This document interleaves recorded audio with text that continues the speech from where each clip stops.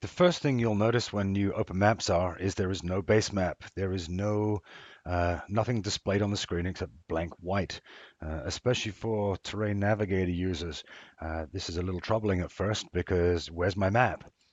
Well, to find maps, you really need to pre-establish before your incident starts for your areas of interest what's called a minimum essential data set. That would be data associated with the areas that you're going to be working with. There's a full discussion of this in the ebook using GIS for wildland search and rescue. It goes through what base data is, how to collect base data, how to use it, and manipulate base data. So if you don't have base data for your area currently, I would really recommend that you do go through the Using GIS for Wildland Search and Rescue ebook and take a look at base data information. I always keep my base data local. I work with the assumption that I have no internet. We're often called to search, obviously, in remote areas with no cellular or internet access. So my best practice is to carry what I call my internet on a little hard drive. So I carry a couple of terabyte hard drive with me with all the base data that I've accumulated and I know I'm going to need for this particular incident, so I can work completely off the grid. If you just give me a laptop with a power supply, I'm good to go and generate as much incident information as I need without any dependency upon the internet. So how to get my base data in here? I'm going to open the catalog viewer, and you'll notice I've got MapSAR training right here, which is the home directory that I'm currently in. The first thing I always like to do is create what is called a folder connection. A folder connection enables me to easily navigate back to my folder structure. Doesn't matter where I am, it'll appear under folder connections. To do so, click the Connect to Folder button. The folder for me is in my MapSAR directory, and it's MapSAR training. Click OK.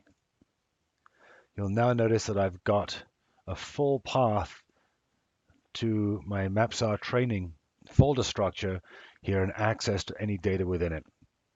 It's just good practice to create a connection for each incident. Inside my base data group, I've actually collected some base data for the incident I'm going to be working on. I have topo maps in here, and these are SIDS, and these are a layer pack that I've created. Again, just go back to the minimum essential data sets in the GIS for wildland search and rescue to understand base data a little better. This is going to add a topographic map to my screen. The way you can do this is you can just drop it in the middle of the screen. Doing so, though, will not embed it properly under the base data group. And everything needs to be under the base data group for printing, and I'll explain that a little later. For now, I'll take my layer pack and drop it right underneath base data. It'll expand and show me a map on the screen. So note how it's embedded underneath base data. If I turn that base data off, will stop displaying this. I can click it and start displaying it again. So this is all I really need for my incident at this time. If I have other data that I've collected, which I do, I can add that at a later time, or I can add it whenever is ever's convenient or necessary. For now, I can just close the viewer on the catalog to expand my screen for maximum visibility. So right here is my map. The first thing I'm going to want to do is just create a name for the incident. It's not mandatory, but it's best practice to immediately name your incident, save it, and make sure that you're now referring to that incident name all the way through. This is the incident information button where you can quickly put information about your incident. I'll click this and the dialog will pop up. So the start date of the incident, the search may have started yesterday or the day before. Maybe you're just now coming up to speed in MapSAR. They've gone through the first operational period and now you're playing catch up. So this is the start date for the incident. I'll say that this one actually started yesterday, and you can do a date and time.